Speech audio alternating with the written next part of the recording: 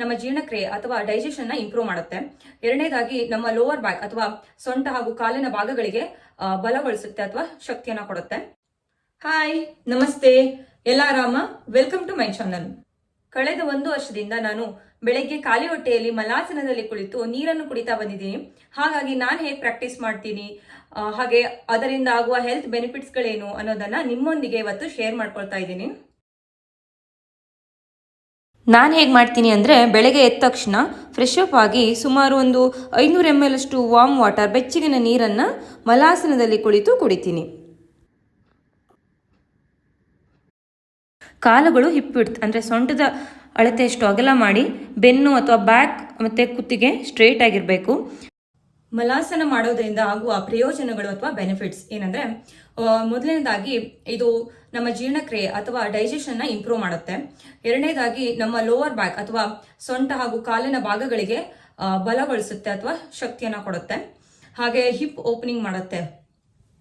ಹಾಗೆ ನಮ್ಮ ಕಾನ್ಸ್ಟಿಪೇಷನ್ ಅಥವಾ ಬ್ಲೋಟಿಂಗ್ ಇದ್ರೆ ಅದನ್ನ ಕಡಿಮೆ ಮಾಡುತ್ತೆ. ಹಾಗೆ PCOD ಮತ್ತೆ PCOS ಇರುವವರಿಗೆ ತುಂಬಾ ಪರಿಣಾಮಕಾರಿ ಕೂಡ. ಇನ್ನು ಹಿಪ್ ಓಪನಿಂಗ್ ಮಾಡುತ್ತೆ, ನಮ್ಮ ಲೋವರ್ ಬ್ಯಾಕ್ ಸ್ಟ್ರೆಚ್ ಆಗುತ್ತೆ ಅದರಿಂದಾಗಿ. ಮತ್ತೆ ನಮ್ಮ ದೇಹದ ಸಮತೋಲನೆ ಹಾಗೆ ಕಾನ್ಸಂಟ್ರೇಷನ್ ಹೆಚ್ಚು ಮಾಡುತ್ತೆ. ಹಾಗೆ ಸ್ವಾದಿಷ್ಟಾನ ಚಕ್ರವನ್ನ ಆಕ್ಟಿವ್ ಮಾಡುತ್ತೆ. ಇನ್ನು ಬೆಳಗ್ಗೆ ಖಾಲಿ ಹೊಟ್ಟೆಯಲ್ಲಿ ನೀರನ್ನು ಕುಡಿಯೋದರಿಂದ ಅದು ನಮ್ಮ ದೇಹಕ್ಕೆ ಹೈಡ್ರೇಷನ್ ಮಾಡುತ್ತೆ. ಹಾಗೆ ನಮ್ಮ ದೇಹದಲ್ಲಿನ ಕಲ್ಮಶಗಳನ್ನ ಹೊರಹಾಕಲು ಸಹಾಯ ಮಾಡುತ್ತೆ. ಸ್ಟಾರ್ಟಿಂಗ್ ಅಲ್ಲಿ ಒಂದು 10 ಸೆಕೆಂಡ್ ಕುತ್ಕೊಳ್ಳೋಕೆ ಆಗ್ತಾ ಇರಲಿಲ್ಲ, ಪೇನ್ ಸ್ಟಾರ್ಟ್ ಆಗ್ತಿತ್ತು.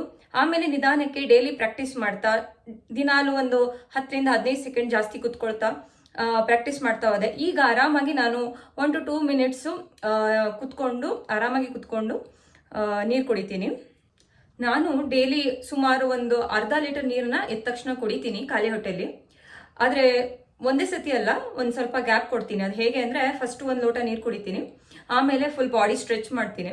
ಹಾಗೆ ಒಂದು 5 ನಿಮಿಷ, ಅದಾದಮೇಲೆ ಮತ್ತೆ 1 ಗ್ಲಾಸ್ ನೀರು ಕುಡಿತೀನಿ. ಮತ್ತೆ ಸ್ವಲ್ಪ ಅಲ್ಲೇ ಕುತ್ಕೊಂಡು ಅಫರ್ಮೇಷನ್ಸ ಹೇಳ್ತೀನಿ. ಅದಾದಮೇಲೆ ಮತ್ತೆ 1 ಗ್ಲಾಸ್ ನೀರು ಕುಡಿತೀನಿ.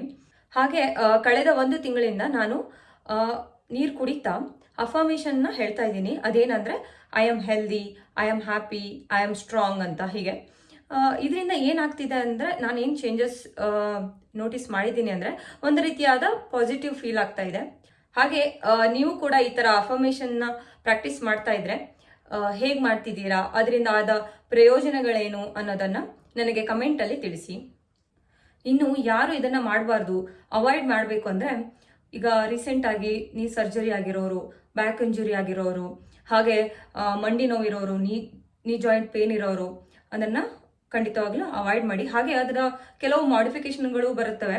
ಸೊ ನೀವು ಅದರ ಸರ್ಟಿಫೈಡ್ ಯೋಗ ಟೀಚರಿಂದನೋ ಅಥವಾ ನಿಮ್ಮ ಡಾಕ್ಟರ್ಸ್ನ ಕೇಳಿ ಕನ್ಸಲ್ಟ್ ಮಾಡಿ ಅದನ್ನು ಮಾಡ್ಕೊಳ್ಳಿ. ಹಾಗೆ ಈ ವಿಡಿಯೋ ನಿಮಗೆ ಇಷ್ಟ ಆದರೆ, ಏನಾದರೂ ಯೂಸ್ಫುಲ್ ಅನಿಸಿದರೆ ನಿಮ್ಮ ಫ್ರೆಂಡ್ಸ್ ಜೊತೆ ಶೇರ್ ಮಾಡಿ, ಲೈಕ್ ಮಾಡಿ, ಹಾಗೆ ನನ್ನ ಚಾನಲ್ನ ಸಬ್ಸ್ಕ್ರೈಬ್ ಮಾಡಿ ಅಂತ ಕೇಳ್ಕೊತಾ ಇದ್ದೀನಿ. Thank you for watching. ಮುಂದಿನ ವಿಡಿಯೋದಲ್ಲಿ ಸಿಗ್ತೀನಿ. Take care.